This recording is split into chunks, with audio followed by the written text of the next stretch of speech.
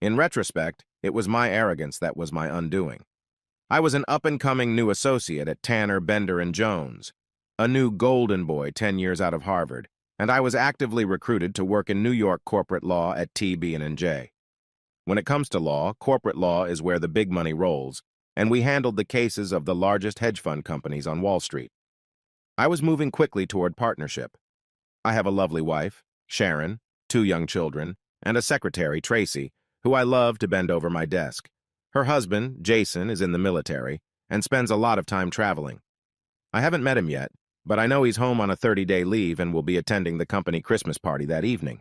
As far as I know, he's a private, not even an officer, and this is my chance to show my superiority over the boy doll. There's no reason for it. I don't even know him, but I've never been able to resist the opportunity to show off a little. Not out in the open, of course, especially with Sharon around, but just for comparison. I have money, education, style, things he just can't compete with. It's a formal party, and I doubt his rented tuxedo can compete with my $5,000 tuxedo made in Italy. I have a word with security to make sure he doesn't cause any problems. I still remember his first appearance in the ballroom. It's like Brad Pitt, only better looking and fitter.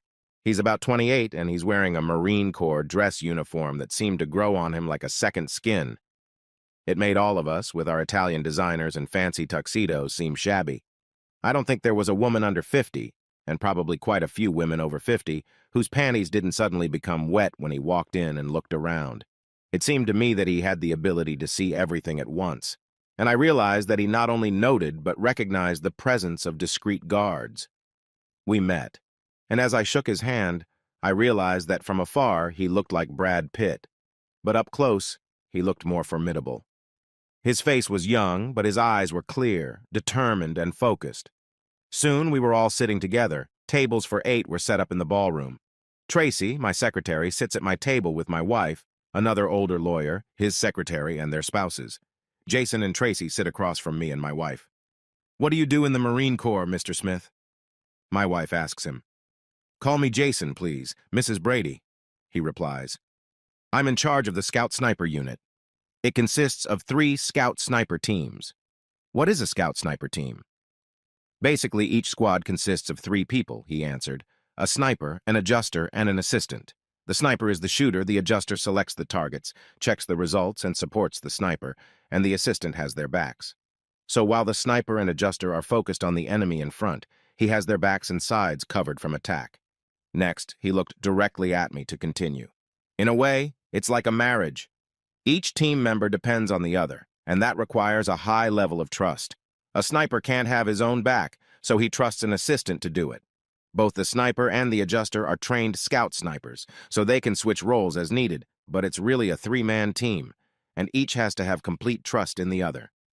So you don't do the shooting yourself." "Do the snipers do that?" my wife asked. "Not so much anymore. I used to be the lead sniper on the team, but now I do it less and less often." Tracy and I exchanged glances. "Have you shot people before?" she asked him. "Yes, I have 43 confirmed kills," he replied. "You've killed 43 people?" she asked. "No, dear," he replied. She breathed a sigh of relief. "I said I have 43 confirmed murders.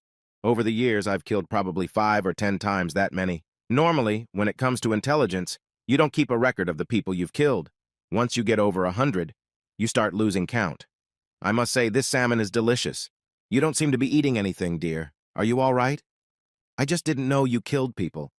I mean, I knew you were in the Marines, but I thought you were just a clerk or something." "No, honey, that's why I enlisted, instead of getting an officer's commission. I wanted to qualify as a reconnaissance sniper, and they don't train officers for that. I thought maybe I could regain control of the situation, so I entered the conversation."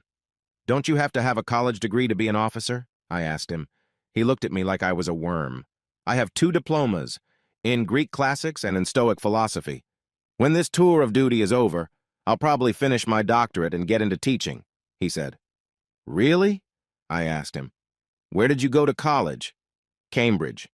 Any fool can get into Harvard, and Cambridge probably has the best classics program in the world. Actually, teaching isn't the most lucrative job. Wouldn't you like to try your hand at something more lucrative?" He looked at me again. "How much money does a person need?" Besides, my older brothers don't seem to mind making money and are covering that part of the expenses for me. You may know them, John and James Taylor. TriJ Hedge Fund. Your brothers own TriJ. They're one of our biggest clients. I got a slight uneasy feeling in my stomach. If it ever came out that I seduced the wife of the brother of TriJ's owners, my career would be over. In a way. TriJ is James, John, and Jason. When they wanted to start TriJ, we each took $500 million from our trust fund as seed money and pooled it together. So technically, each of us owns a third of it. But it's worth billions, I told him. Tracy looked at him with interest. Do you have a $500 million trust fund? She asked him. He looked at her silently and shook his head a little sadly. I said I took $500 million for their startup, even though technically the trust owns TriJ stock. I think there was about $400 million left in there at the time, but I don't know how much it's worth now. Probably 2 or 3 billion. So we're billionaires then? She asked. I am, he replied. But you won't get anything out of the trust in the divorce, so all you're really entitled to is my Army paycheck. What divorce? The one I'm filing for adultery. Did you really think I'd let you have an affair with that asshole? He said, pointing at me. Sharon and I are filing next week. I'm not having an affair, she said. Really? So those videos of him bending you over his desk were some sort of training? He looked at me. I shared them with your wife. She's using them in the divorce too. I was rapidly losing control of the situation and had to do something to regain it. You can't use those videos. I don't care who you paid. A law firm is private property. He gave me that same damn smile again, more of a smirk. Of course I can. Uncle John gave me permission to videotape in your office, so it's all legal and no problem. Uncle John? Yes, John Tanner, senior partner and namesake of Tanner, Bender, and Ampa Jones, married to my father's younger sister Sylvia. He wasn't too happy with what you were doing during business hours and on company property. I think he'll do everything he can to have your license revoked. I saw him nod to someone to the side, and suddenly a security man appeared on either side of me. 2 more I saw from Tracy's side. Please come with us, sir, they said. Jason looked at Tracy a little sadly. Please come through with these gentlemen, dear. They have some paperwork for both of you. And don't you dare go home. I've changed the locks on the apartment. We were led out of the room and into the hallway where they handed us both divorce papers and me a restraining order. John Tanner couldn't disbar me, but he fired me and made it so I could no longer get a job in New York. And I ended up back in Kentucky, where I chase injured people around in ambulances, convincing them to seek money from the person or company at fault. In the divorce, Sharon ripped me off. I think her lawyers were paid for by Jason, and no one would take my case.